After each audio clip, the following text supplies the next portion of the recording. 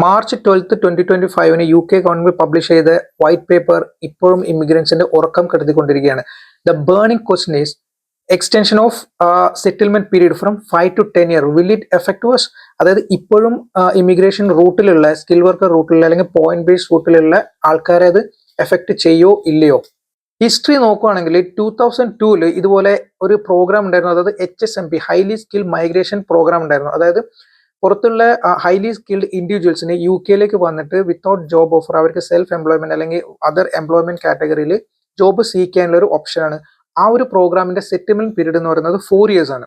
Okay, അപ്പോൾ 2006 UK government പുതിയൊരു rule ഇതുപോലെ കൊണ്ടുവന്നു. അതായത് other employment categories including HSMP settlement period 4 എന്നുള്ളത് 5 5 years കംപ്ലീറ്റ് ചെയ്യണം. ഓക്കെ, ഇൻക്ലൂഡിങ് അതായത് ഓൾറെഡി പ്ലാൻ റൂട്ടിൽ ഉള്ള ആൾക്കാരും അത് ഫോളോ ചെയ്യണം. സോ ഇതിന് എഗെയിൻസ്റ്റ് ആയിട്ട് കോർട്ടിൽ പോയപ്പോൾ കോർട്ട് ഫൈൻഡ് ഔട്ട് ചെയ്തിരിക്കുന്നത് വെച്ചാൽ ആ പുതിയ rule is like retrospective application of existing rule. അതായത് ഓൾറെഡി റൂട്ടിൽ ഉള്ള ആളുടെ മുകളിലേക്ക് പുതിയ റൂള് ഇംപ്ലിമെന്റ് ചെയ്യുന്ന ഒരു പരിപാടിയാണ് ഈ ചെയ്തിരിക്കുന്നത്. So it is unlawful, unfair and against legitimate expectation.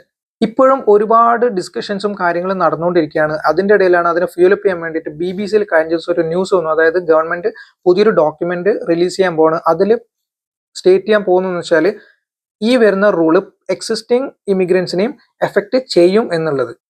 So but through public consultation. And what is public consultation?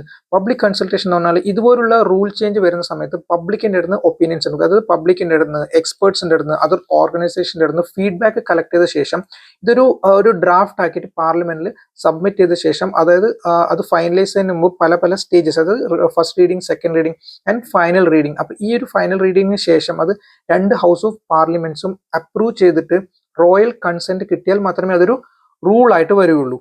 And ഇപ്പൊ ഇത് റൂളായി വന്നു എന്നിരിക്കട്ടെ, definitely it will be against legitimate expectation. And what I believe is can be challengeable before court. What do you think? Is it fair?